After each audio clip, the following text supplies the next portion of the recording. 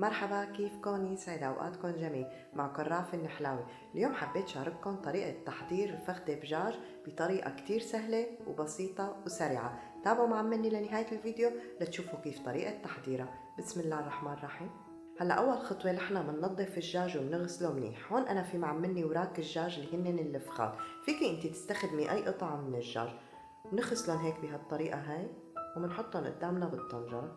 هلا بنغسل كمالة الكمية بنفس الطريقة وبنغسلن كتير منيح مشان نضمن انه نظفناهن وما يضل فيهم زفارة. وهلا بعد ما غسلناهن بنعبي الطنجرة مي مثل ما شايفين عم عبيها من الحنفية، يعني مي باردة مالها سخنة لحديت ما ينغمروا. هلا بنشعل عليهم النار وبنستنى لتطلع الزفرة ومنقش الزفرة من على الوش. وهلا هيك منقيم الزفرة بهاي الطريقة. بدنا نتأكد انه نتخلص منها على الأخير مشان نضمن انه اكلتنا ما يكون فيها زفارة. شايفين منقيمها بهالطريقة. وهلا بننزل بالمنكهات العطرية. هون انا في معملني عيدان قرفة، ورق غار، اسنان الهيل. بسم الله الرحمن الرحيم. هلا بنغطي الطنجرة وبنتركها لمدة 3/4 ساعة على نار متوسطة. مثل ما شفتوا انا ما حطيت ملح، بحطه تقريبا بعد ما اقطع من الوقت شي نص ساعة، لانه هذا الشي بيسهل لي انه الدجاج يستوي مع مني بسرعة. وهلا بالوقت اللي عم ننتظر فيه الدجاج ينسلق رح نحضر البطاطا. هون في معملني قطع من البطاطا انا قشرتهم وهلا رح اقطعهم مكعبات.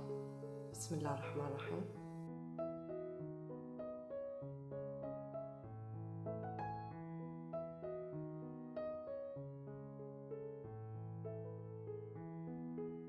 وهلا صار مرق من الوقت تقريبا نص ساعة 30 دقيقة. هلا رح احط لها الملح. انا هون رح احط تقريبا 3 معالق من الملح، وطبعا بنتذوقها بالاخر مشان نظبط ملحها حسب الكمية اللي محضرينها. وهلا رح ارجع اغطيها واتركها كمان ربع ساعة ومنشوف الدجاج اذا استوى ولا لا.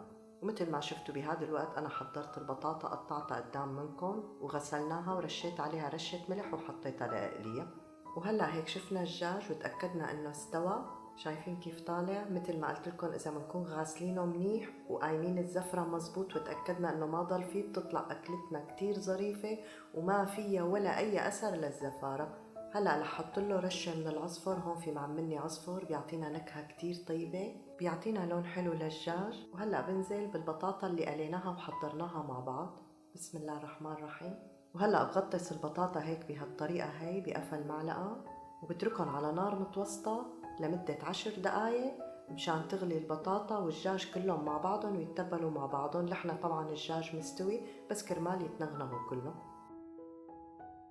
وهيك أكلتنا صارت جاهزة. اللهم بارك لنا بما رزقتنا، وإن شاء الله صحة وهنا. والله ريحتها بتغوي بالقلب لو أقدر أوصلكم الريحة. فعلا الأكلة كتير طيبة ومثل ما شفتوا سريع التحضير. هلأ بنحط لها رشة فلفل على الوجه. ومثل ما شايفين أنا بقدم معملنا رز بشعيرية.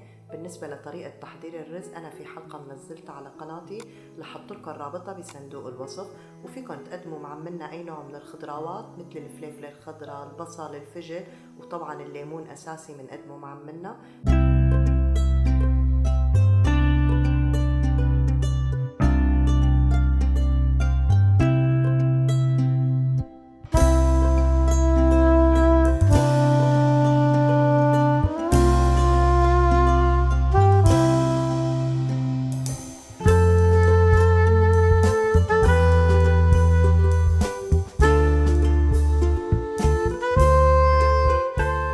وهيك حبايبي وصلنا لنهاية حلقتنا لليوم، وصارت الفخدة بالدجاج جاهزة وهالأكلة كتير طيبة وإن شاء الله صحة وهنا. وبتمنى منكم تدعموا لي القناة وتشتركوا فيها وتفعلوا الجرس حتى يصلكم كل شي جديد، وانتظروني في فيديو جديد. واتمنى انكم تتابعوني على الفيس والانستغرام. بحبكم كتير. سلام.